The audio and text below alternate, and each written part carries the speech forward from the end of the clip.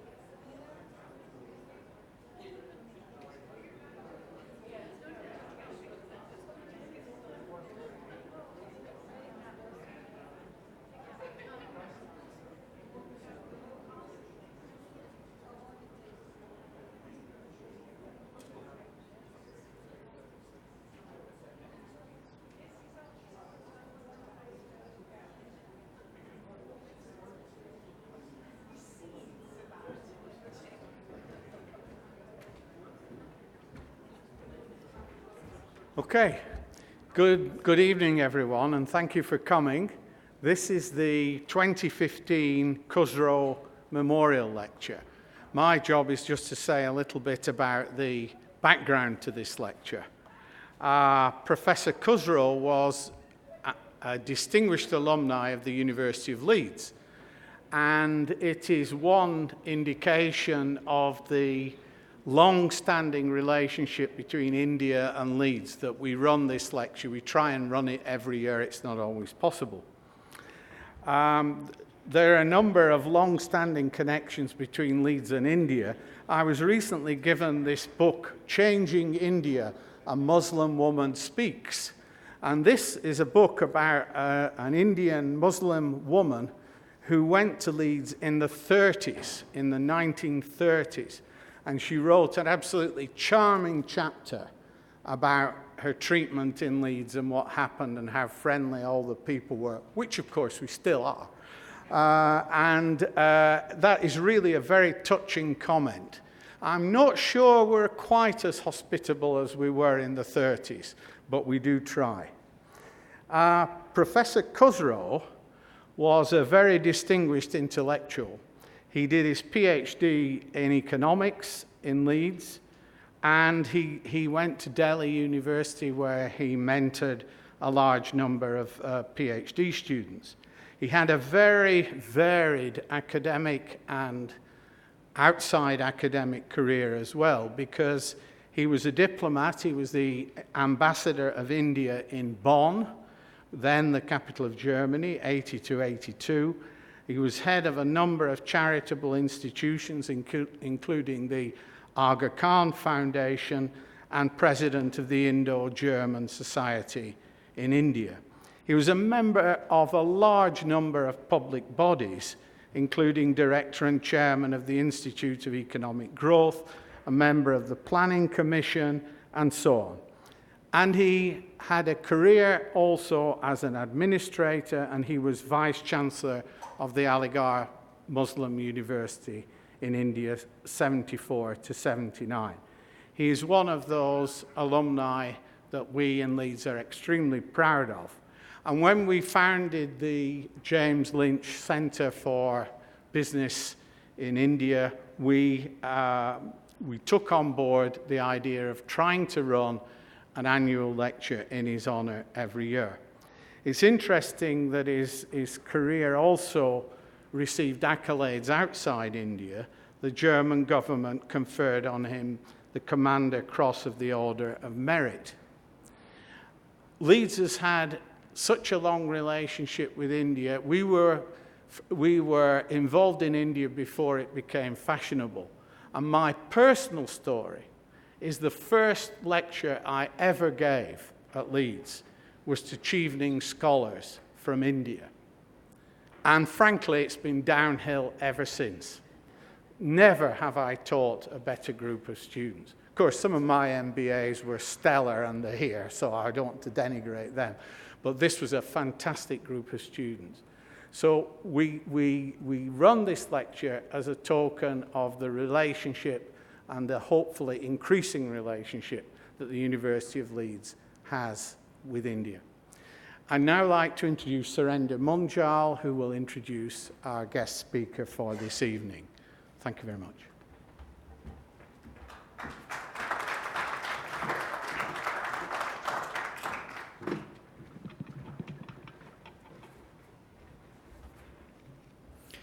Thank you, Peter.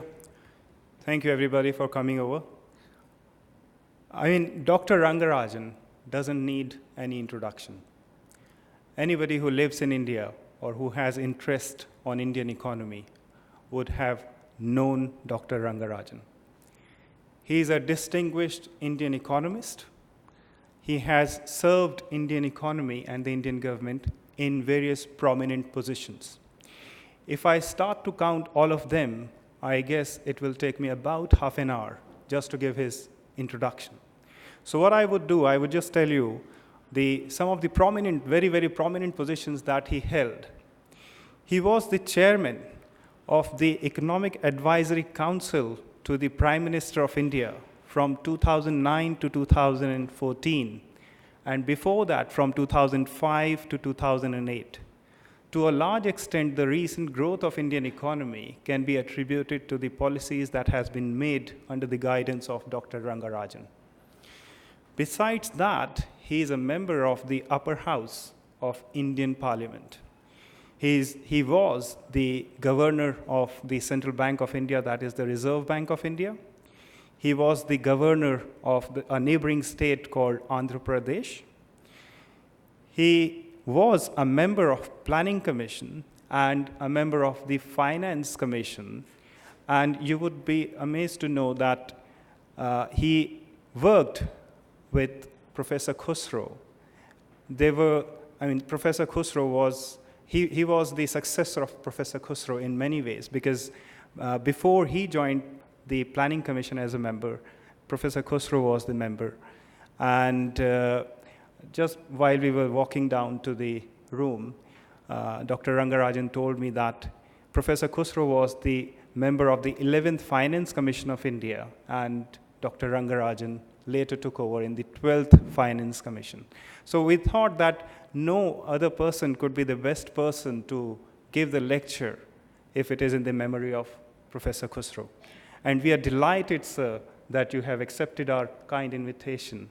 And I told you, and I would like to tell the audience, that many of his students have achieved highly in their life.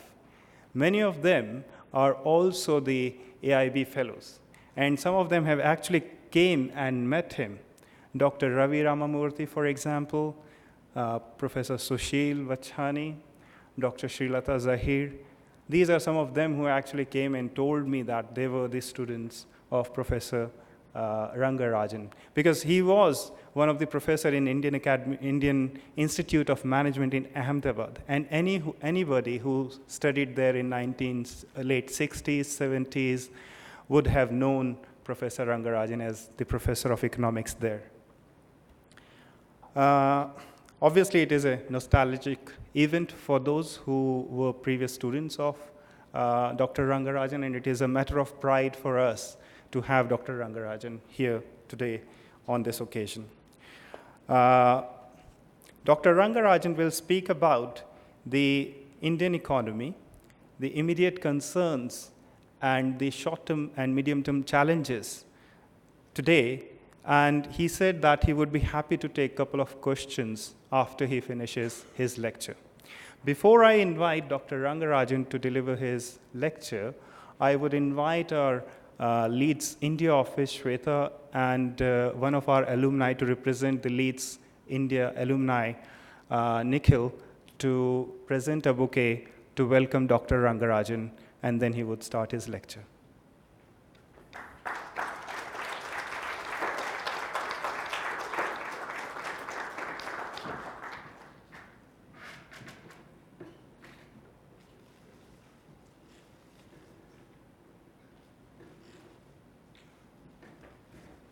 Thank you, Nikhil. Thank you, Shweta.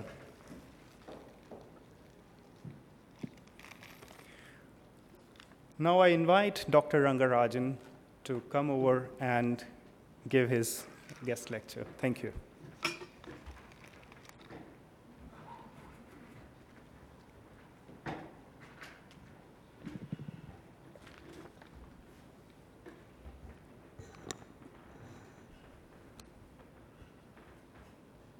Friends, it gives me immense pleasure to be in your midst this evening and to deliver the A.M. Khusro Memorial Lecture for this year. Professor Khusro was an outstanding economist who has played a key role both as an academic and policy maker in shaping India's economy. He began his academic pursuits with contributions in the field of monetary economics. His essay on liquidity preference was a path-breaking study. Later, he was involved in various issues arising as a consequence of planning. He did work in the field of agricultural economics. Some of his writings on pricing in agriculture have had significant policy impact. As the chairman of the 11th Finance Commission, he made significant contributions to the strengthening of the federal fiscal structure in the country. As was remarked a little while ago, he held many important positions as member of the Planning Commission, as chairman of the Finance Commission, as the director of the Institute of Economic Growth, and also as ambassador to Germany. I had known Dr. Khusro very intimately for many decades. He was a perfect gentleman. He was very amiable, friendly, and helpful to others. I therefore deem it a great honor to deliver this lecture instituted to commemorate his memory. This evening, I thought I would speak to you on some aspects of India's economic growth and also focusing on some of the immediate concerns and the medium-term challenges. The Indian economy is currently passing through a phase of relatively slow economic growth.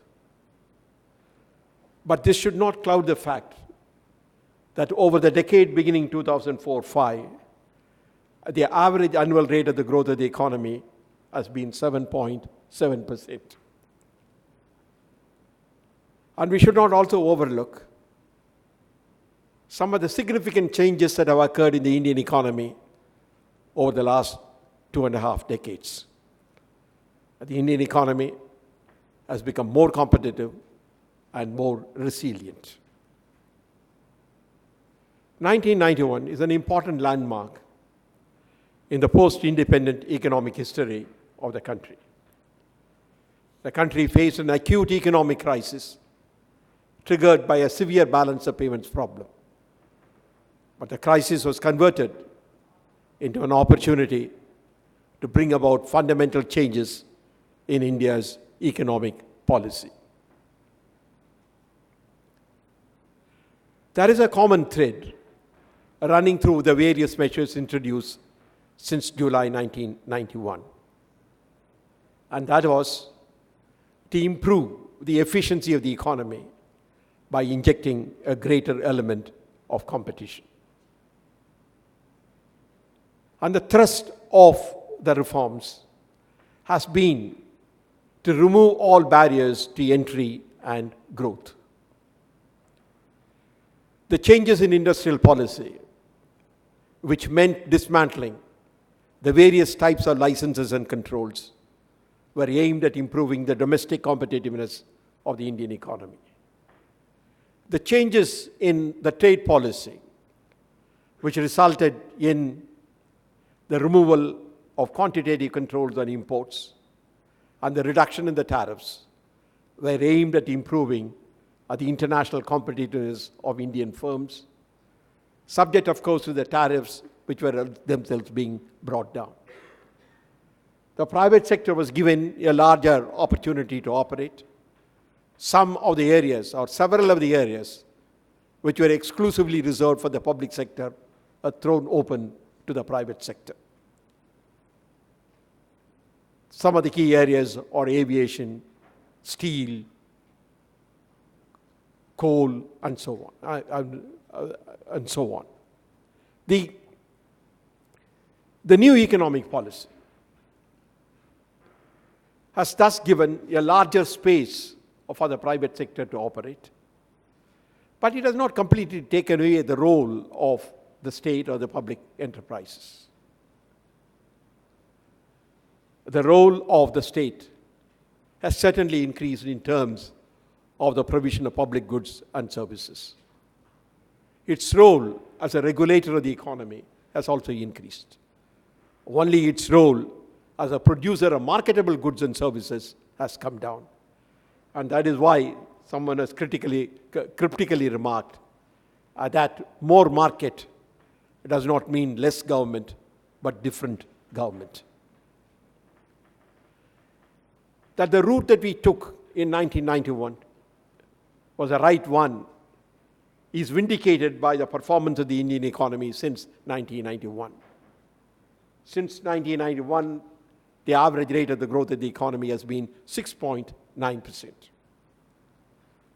But as I mentioned earlier, the more recent period has seen even sharper increase in the rate of growth. Between 2005-06 and 2007-08, for 3 consecutive years, India's economic growth was in excess of 9%, and the average for the 3 years was 9.4%.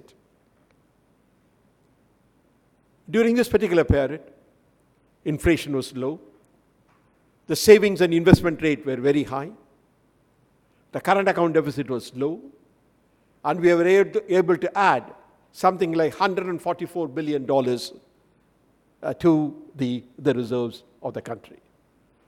Therefore, what we saw between 2005-06 and 2007-08 was not a flash in the pan, was a sustained growth. In fact, the growth rate did come down to 6.7 in 2008-09 as a consequence of the impact of the international financial crisis. But in 2009-10, the growth rate was 8.6%, and 2010-11, the rate of growth of the economy was 8.9%. In fact, as late as the last quarter of 2010-11, the Indian economy was growing at 9.2%.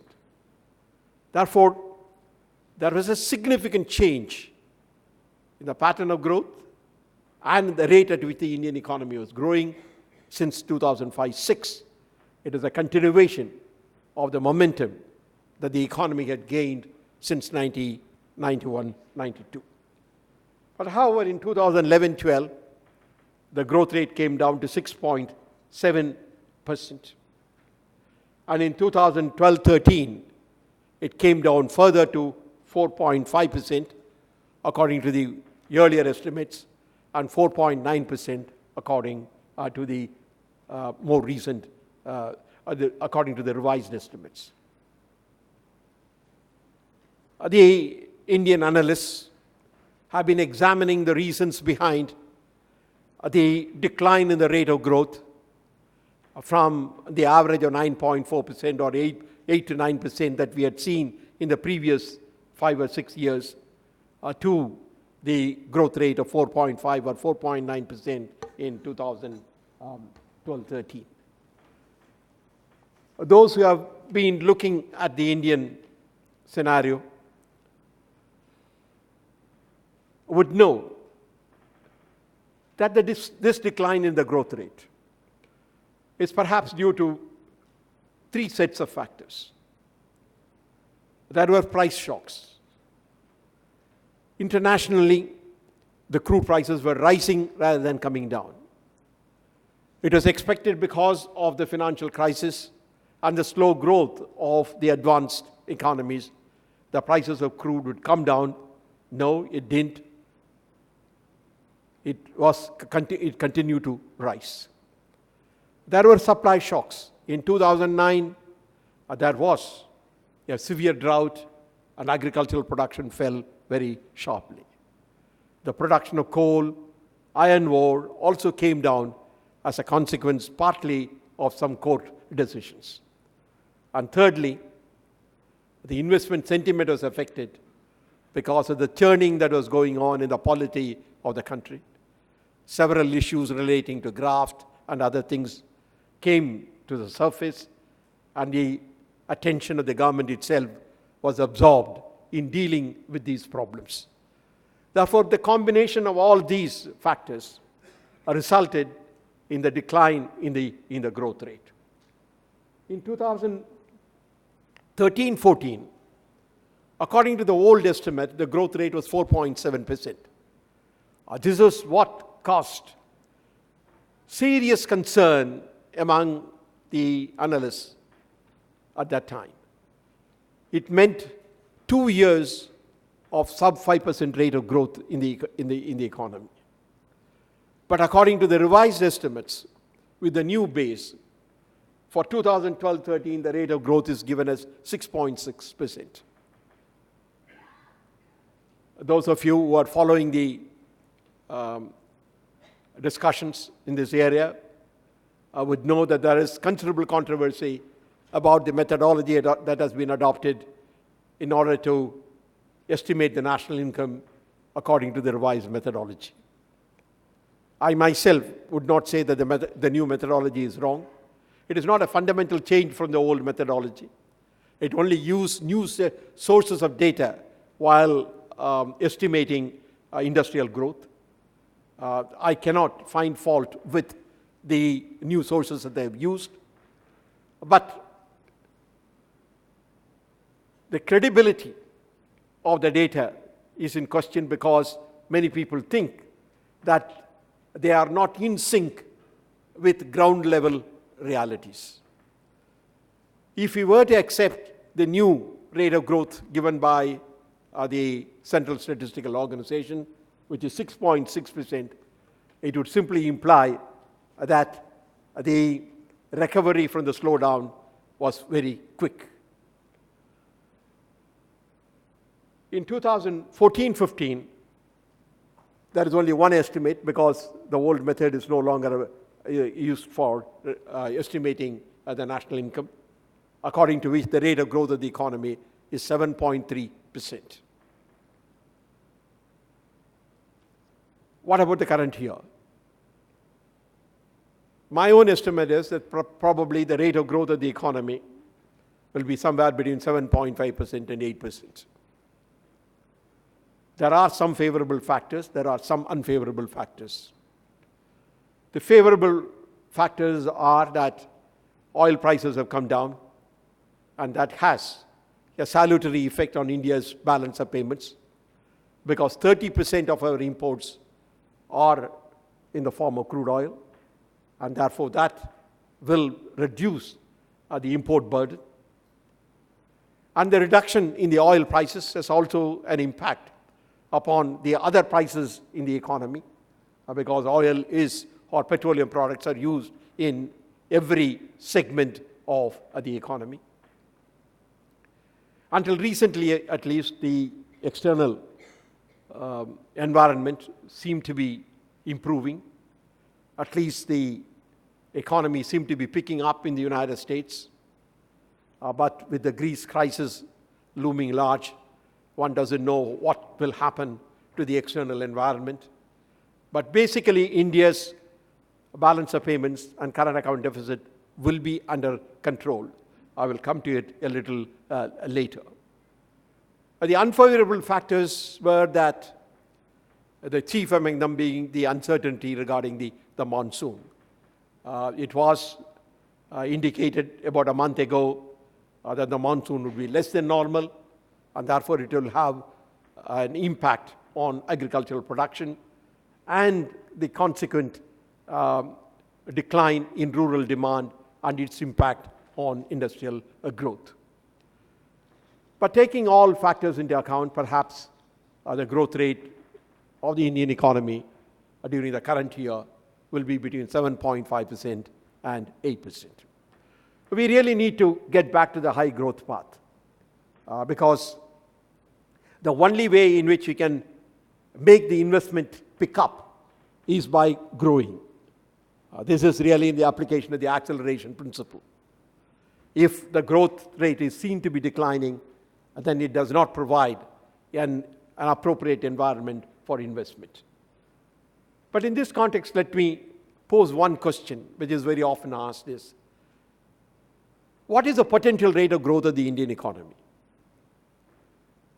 Can the Indian economy grow at 8 to 9% in a sustained way? How does one answer the question? I think there are two significant parameters which will tell us whether the economy has the ability to grow at 8 to 9%. One is the investment rate, and the other is the incremental capital output ratio. We go back to the good old Harrod-Domar equation. G is equal to S over V. Therefore, S or I, the investment rate, and V, the incremental capital output ratio, determine the rate of growth of the economy. In 2007-8, when the Indian economy was growing at 9.5%, the investment rate of the Indian economy was 38% of the GDP. And in fact, the savings rate was also very high, and the savings rate was almost 36.8%, because the current account deficit was only 1.2%. So we had very high savings rate and very high investment rate. Now with investment rate of 38% and an incremental capital output ratio of 4:1 and ignoring all lags, you get a growth rate of close to 9.5%. That is what we had. Now over the next 5-6 years, since the peak of 2007-8, two things have happened. One, the investment rate has come down. The investment rate, as of a recent period, is around 32% of the GDP. From 38% or 38.5% in 2007-8, it has come down to 32%. Now this actually would give you a lower grade. But the actual rate of growth turned out to be even lower than the decline in the investment rate. With an investment rate of 32% and an incremental capital output ratio of 4:1, we should have got a growth rate of 8%. But we got a growth rate of 6.7% in one year and 4.9% in the other year. Why? I think there are two things that are happening. If there is a rise in the incremental capital output ratio, what is it that is happening? The one important thing, that one aspect of this is that even though investment is happening, the output is not coming out. Therefore, the decline in the output rate, the greater growth of the output, is greater than the decline in the investment rate. And that is perhaps explained by the delay in the completion of projects, or because of the lack of complementary investments, or also because of the lack of some critical inputs. There is evidence to show that there has been delay in the completion of projects. And that is what is now described as stalled projects. The estimate that was made was that in the private sector, there were 585 stalled projects, and in the government sector, there were 161 stalled projects. That is, projects which have been started, but which have continued to be in the implementation stage well beyond the original schedule of completion. Now, there could be a variety of reasons for this. Some of the reasons are the environmental issues. In some cases, the problems are relating to land acquisition and so on. For example, in the case of the roads, we know that when the road passes through a forest area, according to environmental rules, permission has to be required, and so on. And then we made an exception at that time that for what we call linear projects, these rules will be relaxed. But certainly, problems relating to land acquisition, problems relating to environment, have all resulted in the delay in the completion of projects. But this is not the only thing. There are other factors at the micro level that might have also contributed to the delay in the completion of projects. Some decline in demand could have also contributed. Financial problems could have contributed to the delay in the completion of projects. So what is the lesson that we draw from this? The lesson that I draw from this is that the potential rate of the growth of the Indian economy is around 9%. We have shown that for 3 consecutive years, it has been possible to grow at a rate exceeding 9%. And there are 2 other years in which we have grown close to 9%, 8.6 and 8.9%. Therefore, the capability exists. The savings and investment rate are adequate enough to be able to push the economy to 8 to 9%. But we have also to look at other considerations which may come in the way of the speedy implementation of projects. The point really is, by speedy implementation of projects, even with the current level of investment rate, we can get to between 7 and 8% very quickly and without much ado. But that depends upon the speedy completion of projects. But to get back to the 9% rate of growth of the economy, we need to raise the savings and investment rate. Therefore, in the short run, it is possible for us to get on to slightly higher rate of growth up to 8% by ensuring the speedy completion of projects and finding our way to ensure that the projects that have already been initiated are completed. I must say that for some of you who are not familiar with the Indian scene, that the Indian savings rate and investment rate are really very high when you compare it with other countries in the world. Now, some of the East Asian countries have comparable savings and investment rate. Some of them are even higher. I mean, Singapore has an even higher savings and investment rate. Singapore has almost 40% savings rate. But the productivity of capital is also equally important. And I think it is, and in this particular case, in the last few years, we have found the productivity of capital has come down, not because capital has not been efficiently used, but because of the delay in the completion of the projects themselves. Therefore, the answer lies in the short run to find ways and means to speedily complete the projects, but over the long or the medium term, to get back to the high rate growth of 9%, we must raise the savings and investment rate. Now, there are 3 immediate concerns. One is inflation must be kept under control. Second, the balance of payments or the current account deficit must be kept low, and the fiscal deficit must be low. Because I take the view that for sustained high growth, stability is important. And stability has 3 dimensions: price stability, current account, low current account, or balance of payment stability, and the fiscal stability. Those of you who have been looking at the Indian inflation will know that for the last 4 or 5 years, we have had high levels of inflation.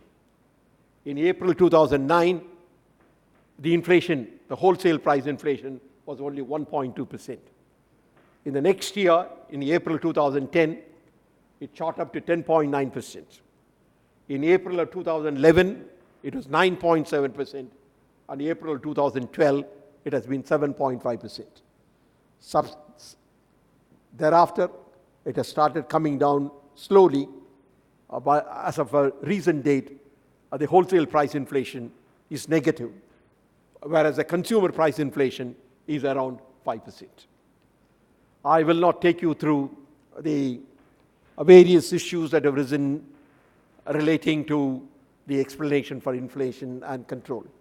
But I need to point out only 2 or 3 things. It is true that inflation in India has been triggered by food inflation. It is the failure of the monsoon in 2009-10 which triggered inflation. Food prices shot up, and as a consequence of it, the headline inflation also went up. The one question that has been debated in this country at great length is, when inflation is triggered by food inflation or supply bottlenecks, what is the role of monetary policy? Should monetary policy be restrictive under such conditions?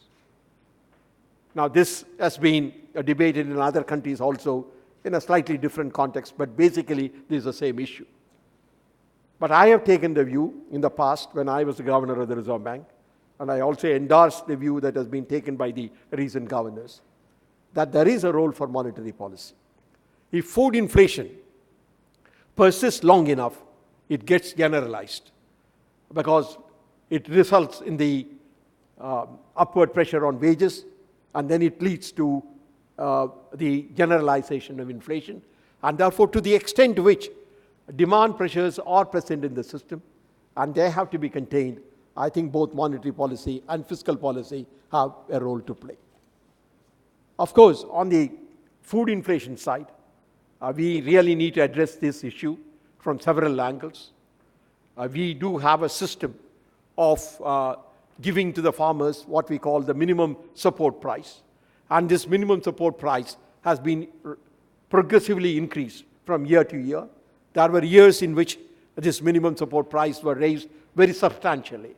And this has also contributed to the food inflation, and this food inflation then leading to generalized inflation. So this is an issue that needs to be tackled. But fortunately, in the last 2 years, the minimum support price has been raised only minimally, and therefore it has had an effect of moderating inflation. There are other issues which I will leave there. The second is the current account deficit. Now, India's current account deficit has remained low. I mean, I think after 1992-93, when we totally modified the trade policy and the exchange rate system in our country, India's current account deficit has been very much under control. Almost till 2007-8 or 8-9, the current account deficit was well below 2%, and there were at least 1 or 2 years in which the current account deficit was even in a surplus.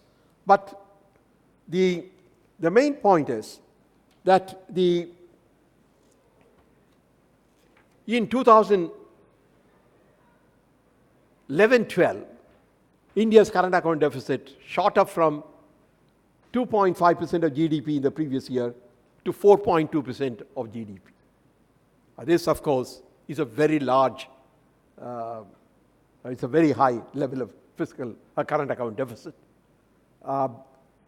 Primarily for the reason, the import of gold went up enormously. The import of gold in that particular year was $56 billion, as against an average of $25 to $30 billion in the previous years. We have analyzed why this pickup in the gold imports. One of the reasons is really inflation. Gold has become the hedge against inflation. And the demand for gold can be broken up into two: the demand for jewelry and the demand for gold as an asset. What we had seen in the recent period is a rise in the demand for gold as an asset. And one hopes that as inflation comes down, this demand will go down. But let me, in the next year, in 2012-13, again, the gold imports remained high, and the current account deficit was 4.8% of the GDP. In absolute terms, the current account deficit was $88 billion. There were no serious concerns expressed at that time because the capital inflows into the country were large enough to cover the current account deficit. In fact, in 2012-13, we were able to add to our reserves something like $3 billion. The real problem came in 2013-14, as many of you will recall, after the May 22nd announcement of the Fed that they may tighten the monetary policy, that the tapering will be tightened. And that immediately generated an outflow of capital from the country. And therefore, between the 3 months of after May, there was a strong outflow of capital from this country, particularly the foreign institutional investors who had invested in the portfolio capital in the country, sold the shares in the stock market here and took the money back. Now, this happened not only in relation to India, but also to many other developing countries, Indonesia, Turkey, almost every country that you can think of. Therefore, this resulted in the sharp reduction in the value of the rupee. And the very strong actions taken at that particular time resulted in a fall in the, resulted in the substantial reduction in the gold imports. And the current account deficit came to 1.7% of the GDP. And in the subsequent year also, it is 1.3% of GDP. Therefore, we think now the current account deficit has been brought under control. The balance of payments does not pose the same problem. But you never know, because it is dependent on the external situation also, the external environment also. But I think we are in a position today to be able to absorb the shocks that may come from the external environment. India's reserves today constitute something like $350 billion US dollars. And so long as the current account deficit is below 2% of the GDP, I think it should not really be difficult to cover the current account deficit, because let us say that India is something like a $2.3 trillion economy, and therefore the 1.5% or 1% of the GDP it will mean about $40 billion, which is not very difficult, which is normally flows into the country. But in any case, I think we really need to keep the current account deficit in the range of 1 to 1.5% of the GDP. This should be done not in the way in which we used to do before 1991, by restricting imports, but by creating an appropriate policy environment in the country of low inflation, low fiscal deficit, and high level of growth, which will enable us to be able to maintain the current account deficit at that level. Now, let me very briefly talk about fiscal deficit.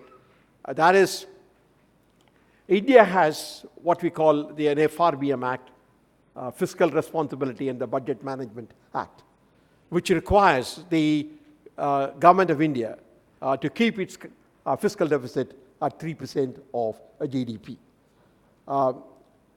This is somewhat different from the Maastricht Treaty, because the state governments also have fiscal deficit, and under the Finance Commission reports, the state governments are also now required to not to exceed 3% of the state domestic product. Therefore, center and states together will need to maintain the fiscal deficit at 6% of the GDP. Now, you may say that this is almost double what the Maastricht Treaty is saying, but that is the level of fiscal deficit has to be related to the domestic savings rate. I mean, I think our domestic savings rate, as I mentioned earlier, even today is somewhere around 30% of the GDP. And therefore, the state, both at the center and the states, taking together, getting 6% of the GDP is an appropriate level. We were moving towards this, but in 2008-9, in order to meet the international financial crisis, there was a fiscal expansion, as in many other countries. This resulted in the fiscal deficit going up. But since then, there has been an effort to bring it down. Last year, the fiscal deficit was 4% of the GDP. I would urge that we really need to get to the mandated 3% of the GDP as quickly as possible. And this requires two things: raising the gross tax revenue to GDP and also containing the major subsidies.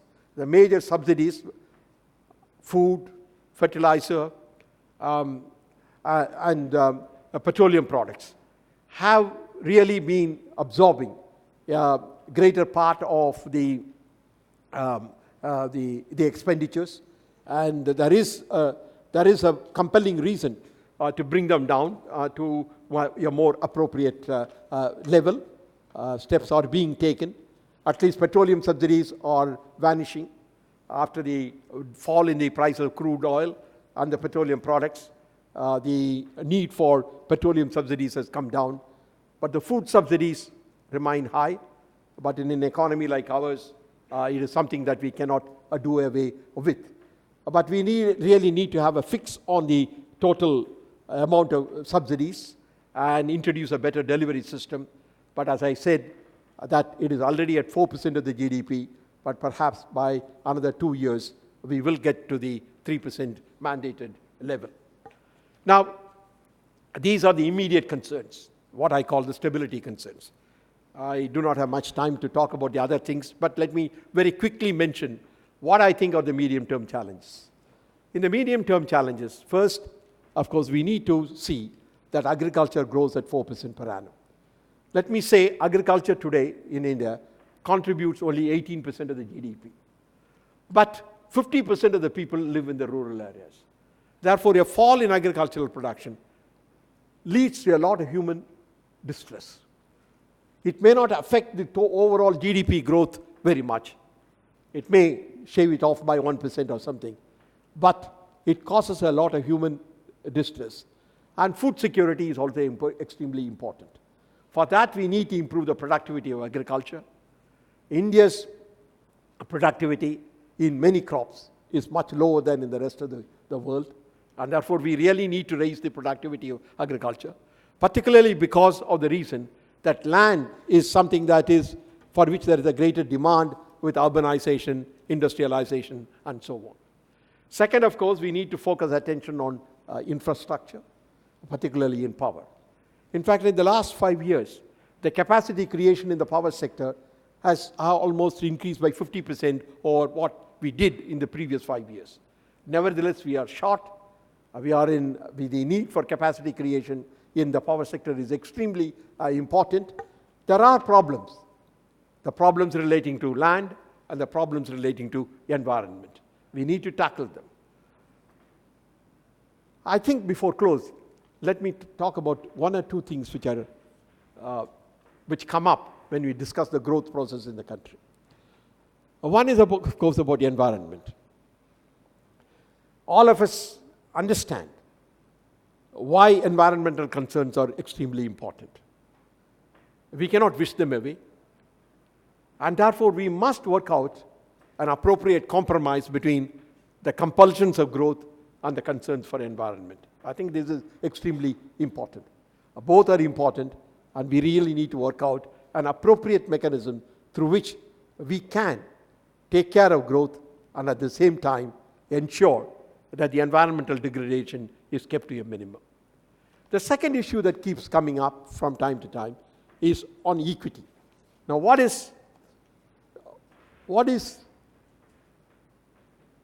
have we done to improve the living conditions of the majority of the population? There was a committee that was set up under my chairmanship to estimate India's poverty. There have been several committees before that. This was the latest one set up about 1.5 years ago. And we came to the conclusion that about 30% of India's population is below a poverty line indicated by us. But one thing is also important to note, that whatever measure that you take of poverty line, if you look at it over the last 3-4 years, there has been a decline of about 8 to 9%. Therefore, relatively speaking, the poverty ratio is coming down, but it still remains at a high level. And therefore, it is important that equity considerations are not ignored. But growth is an important factor in this because it is a growth which gives us the resources which can be utilized for creating the appropriate social safety nets in the country. The country needs to walk on two legs. Growth in the traditional sense of the term, as well as social development. Any economy which ignores any one of these two considerations can only limp along. Therefore, we must focus attention on both. But it is also important to note that if only India grows at 8 to 9% per annum, India's per capita GDP will grow from the current level of $1,800 to $9,000 to $10,000, which is only then India will become what we call a middle income country. Therefore, growth is important. But growth has also enabled us in the past 10 years to do more in terms of equity. We introduced the Rural Employment Guarantee Scheme, an expanded food security program, a rural employment, a rural health scheme. All these were possible only because the Indian economy was growing at a faster rate and resources could be raised in order to produce the social safety nets. I think two things are important. One, the process of growth itself should lead to a situation in which the benefits of growth go to larger sections of the population. And that is the reason why agricultural growth becomes relevant and important. So the second is that if the economy begins to grow, I believe that it generates the resources which can be utilized for the purpose of providing what I would call the social safety nets. People talk about when people want to criticize reforms, they criticize the reforms by saying it has not done much to improve the average living standards of the bottom deciles of the population. I think it's not quite correct to say that. There is a link between reforms, growth, and social welfare. Reforms can lead to a faster rate of economic growth, and the faster rate of economic growth can lead to an improved social welfare. I think that is the link that one needs to establish. Development has many dimensions. It has to be inclusive. It must lead to the reduction of poverty, and it must be environment friendly. But we need to incorporate all of these into the growth process, but we cannot afford to neglect growth, because growth is the answer to many of India's socio-economic problems. Growth will be able to enable us to meet multiple objectives, including the reduction in poverty. So I would say in conclusion, as far as the short run is concerned, speedy action on stalled projects and energizing public investment will in the short run give us a higher rate of growth. But over the medium term and long term, we need to raise the investment growth, we need to raise the savings rate, and we must maintain the productivity of capital. But at the same time, we need to take into account the concerns of the larger masses of the population. I would say growth and equity should not be opposing considerations.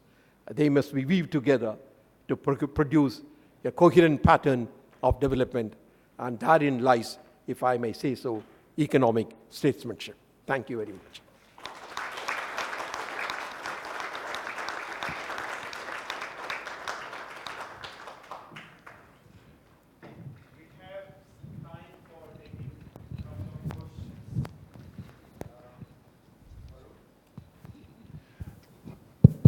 In your excellent lecture, I found missing two things that might be holding India back. I have a friend who says, I have a very successful business. I could produce 10 times the output that I produce, but I dare not go above 100 employees because that would trigger some restrictions on the ability of him as a businessman to lay off workers. So the labor flexibility is one issue.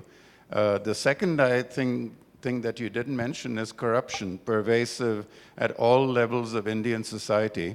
And I think particularly for foreign direct investment, India is missing out on the medium and the small companies' investment coming into India. The big players know how to hire agents and fixers and people who can bribe and get their way through. But what is missing is, for example, in Germany, there's a thriving middle-sized sector called the Mittelstand companies. That kind of investment would be very appropriate for India, and I think it's missing. And finally, so what is the government doing or should it do to address these two questions of labor flexibility and corruption? And I'll end with another question to you. I believe you're a member of the upper house. If legislation came to you for greater labor flexibility given to business owners, would you vote yes or no? Well, I can answer the last question very simply. I'm no longer a member of the upper house. Thank you. Well, I think labor flexibility has been talked about. I certainly believe that some degree of flexibility is required, and some amendments are being thought of even now. But I am not very sure that is really the binding constraint. I mean, I think this is maybe one of the constraints that may be operating, but certainly there is an area which needs to be looked into. There is a certain amount of opposition that comes from the labor to such things. And as I have said, that there are two situations in which reforms of this type can be introduced fast. One, when the economy is facing a crisis. Second, when the economy is booming. Now, we were able to introduce the reforms in 1991 because there was a crisis. But we don't have a crisis now. Therefore, I would say that some of these changes which are necessary to be made will have to wait till we see the economy booming once again. Once the economy is booming, then some of the dislocations that will be caused by some of the changes in the legislation can be taken care of. Corruption, I didn't use the word exactly in my lecture, but I did say non-economic factors.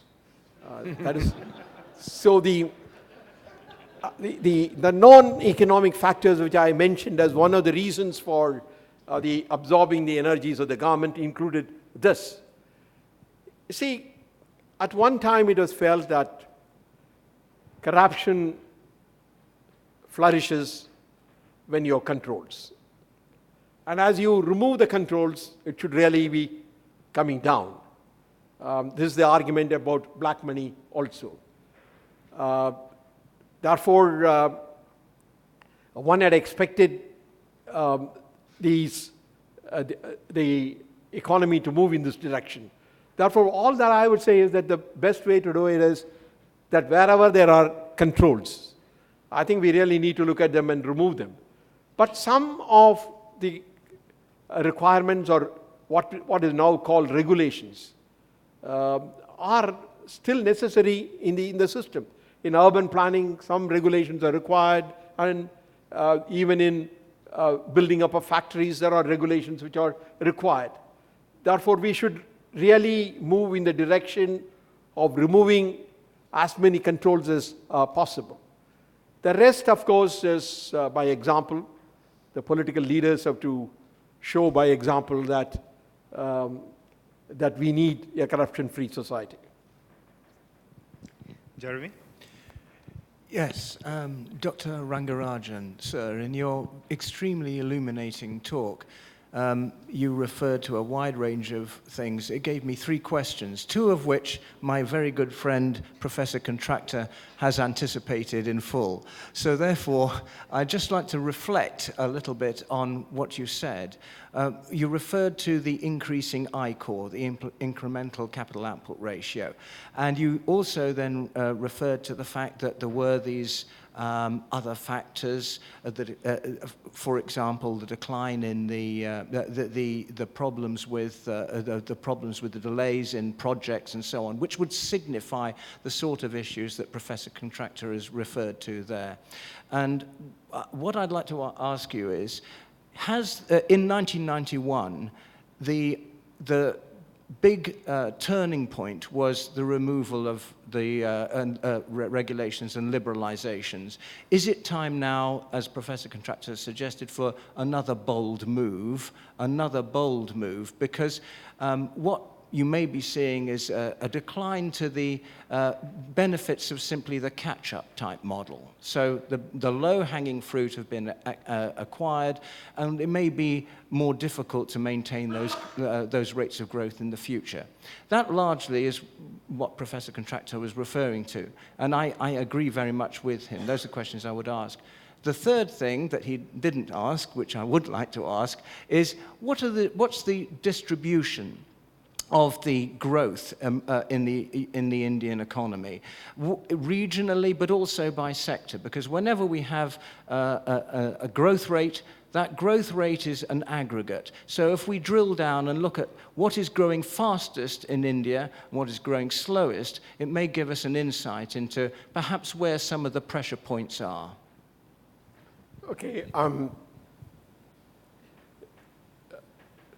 The Big Bang reforms, which we were able to introduce in 1991,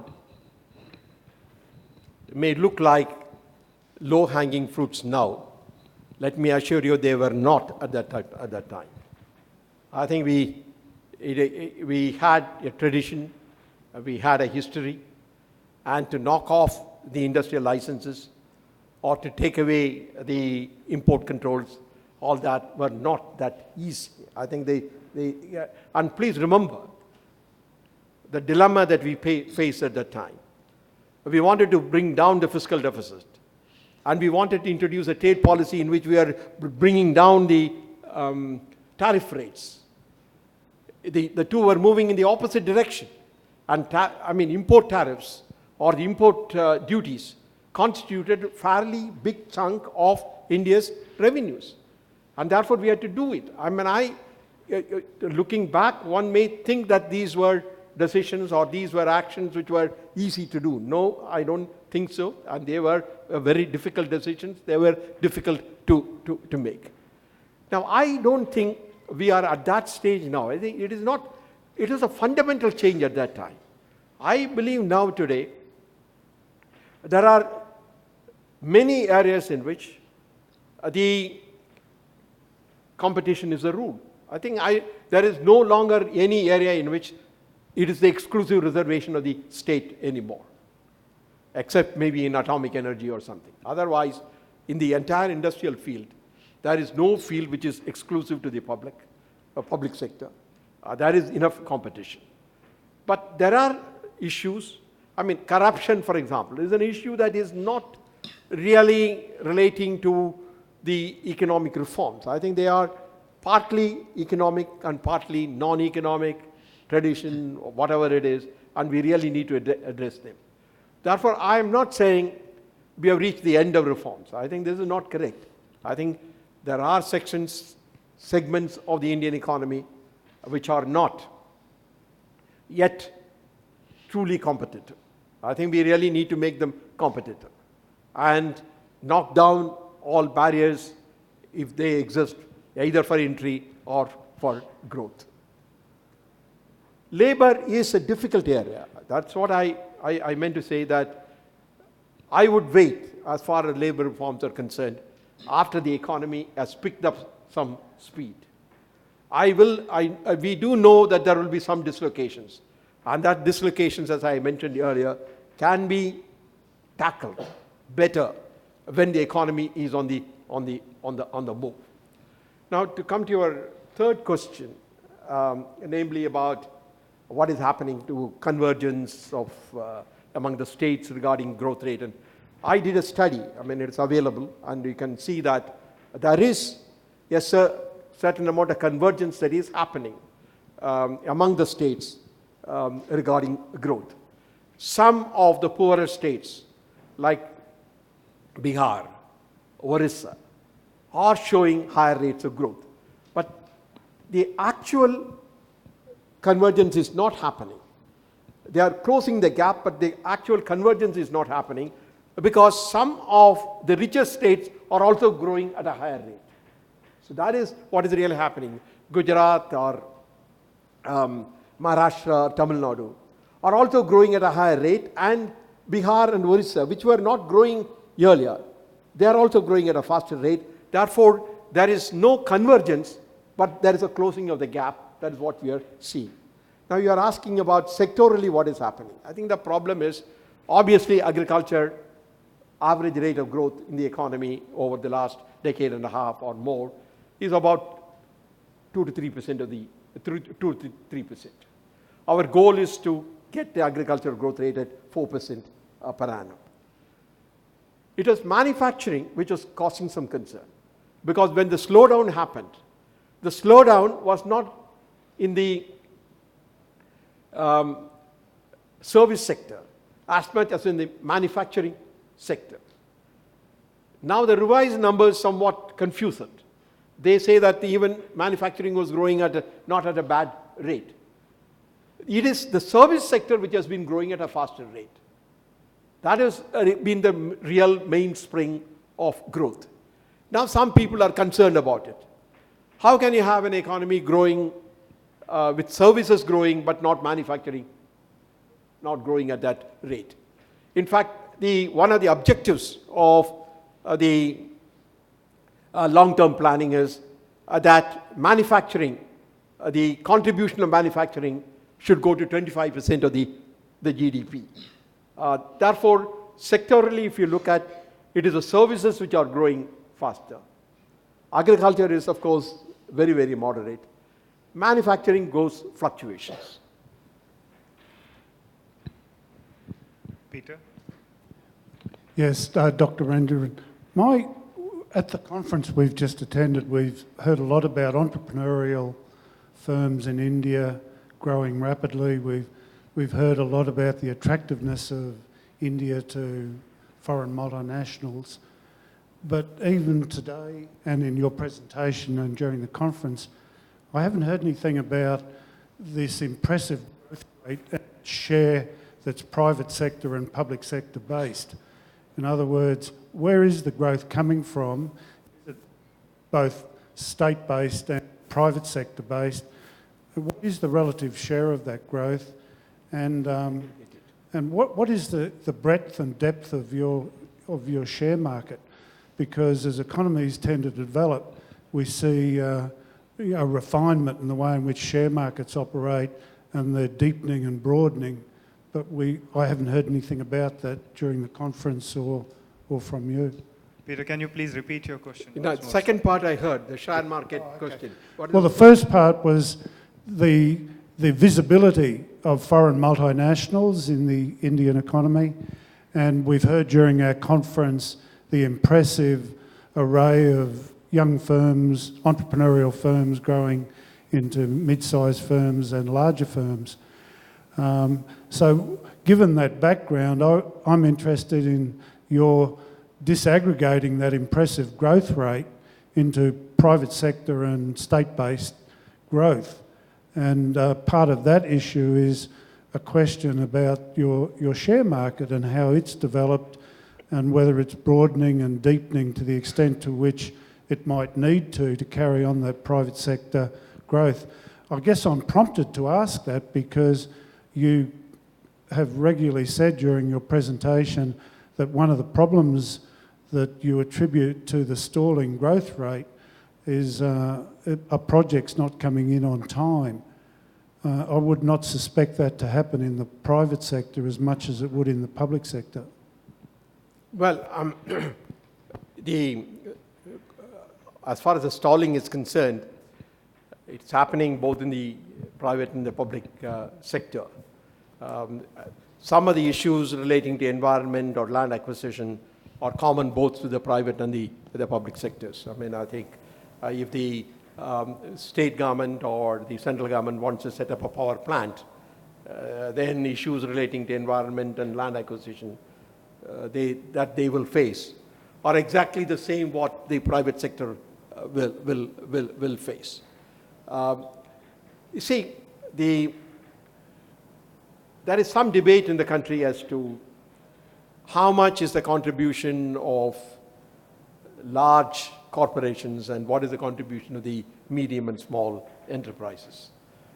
In fact, the large corporations, the large-scale sector, still in terms of employment is not contributing very much. I think actually the employment in the organized large-scale sector is really not growing at all, and if anything, it is it's coming down. It is really the medium and small enterprises which are really growing. But however, there is an organic relationship between large and the medium and the small. I mean, if the automobile industry picks up, which is in the large scale, then maybe medium and small enterprises, manufacturing spare parts and other things will also come up. But the fact of the matter is, the employment is happening only in the medium and small enterprises, and not in the large enterprises. The multinationals play an important part in some segments of the Indian economy, and there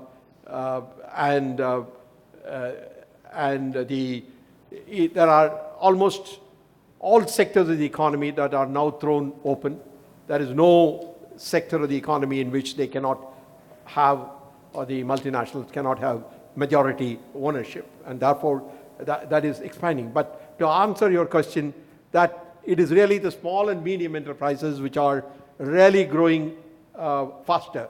In fact, I can tell you, the national income figures gave for 2011-12, for example, the manufacturing growth at 2.7%, because that was based upon what we call the index of industrial production, which gets the data only from the large enterprises. When the annual survey of industries was done, which includes the medium and small enterprises, the rate of growth was revised from 2.7% to 7.4%. Therefore, much of the growth is happening in the medium and small enterprises. And as far as the share market is concerned, you see, the ownership in the share market is not as widespread in India as maybe in some other countries. First of all, it is only those who have savings in the financial assets go into the stock market. And many of the people in the Indian economy are not risk takers. I mean, they're all saved after great difficulty. So much of it goes in only into the bank deposits. The other thing is that as the rules stand, the pension funds and others do not invest very much in the equities because the law does not permit. And the labor also doesn't like the employees' provident fund, for example, to be invested in a big way in the share market. Therefore, the share market is an indicator, but you should really understand that it is only a very small minority of the Indian population which has stakes in the share market. We have a limited time for two very, very quick questions. A quick question. You highlighted the importance of agricultural growth. As agricultural growth picks up, it's necessary to increase productivity, which in turn will release agricultural labor, agricultural excess labor. In addition, agriculture is necessarily a slow-growing sector, so you need to have a sector that drives growth and absorbs excess agricultural labor. So which sectors do you think will be the engines of growth that can also absorb more agricultural labor, and what policies do you think are necessary to foster these sectors? Well, I think for agricultural labor to move to the other sectors of the economy, we really need to provide them the skill, because otherwise most of them will move only into the unskilled areas. That is why the medium and small enterprises growth is the only way in which we will be able to transfer the surplus agricultural labor into the industrial sector. They are the only ones who can really take care of them. But the immediate answer to the problems in the rural areas is really to improve the productivity of agriculture. I think this is, what has really happened, unlike in many other countries in the world, is that the population growth in the urban areas has been absorbed by the growth in the large scale and the medium scale enterprises. It has not grown fast enough to be able to take people from the rural areas. I think that is why 50% of the rural population continues to remain, 50% of the population continues to remain in the rural areas. Therefore, the immediate answer to improve the living conditions of the majority of the population is by raising the productivity of agriculture. And one problem there is that the average land holding in India is becoming smaller and smaller. Therefore, what you really need are scale-neutral innovations which improve the productivity of agriculture. For example, fertilizer. It does not require, whether you use 1 acre of land or 100 acres of land, it improves the productivity of agriculture. Therefore, the way in which we can improve the productivity of agriculture is through better varieties of seeds or through fertilizer and so on. And irrigation is something that will have to be taken care of by the state. Therefore, for the rural population, the answer lies in improving the productivity of agriculture. But the shift can occur from rural to the urban areas through the small and medium enterprises. And there is also a scope whether these small and medium enterprises can go into the village areas rather than remaining as separate entities from the rural areas. Can I request you to be very, very quick in your question, please? Sir, I just had one question with regards to the strategic investments that India makes abroad.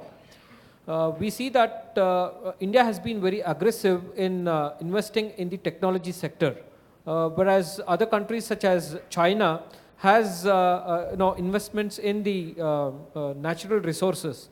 My question to you is, why are we so conservative in investing in other sectors like minerals and natural resources when compared to the technology side?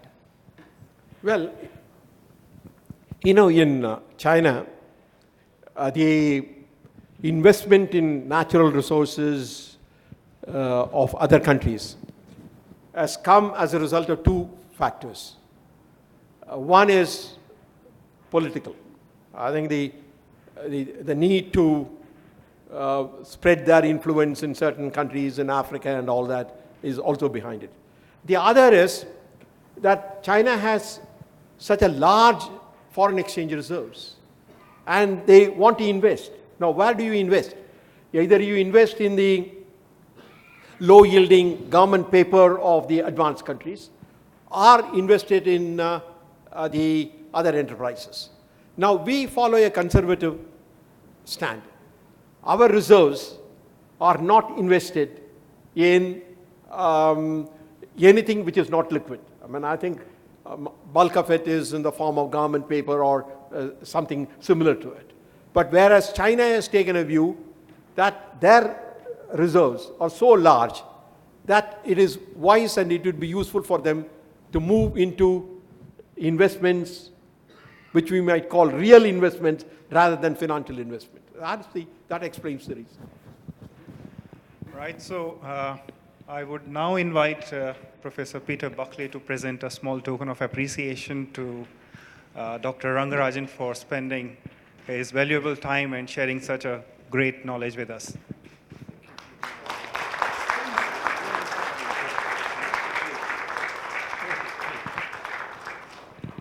Right, so the session is over. The invited guests can make their ways for the dinner, which is on the right-hand side as you go out of the room. And thank you very much for coming. Thank you.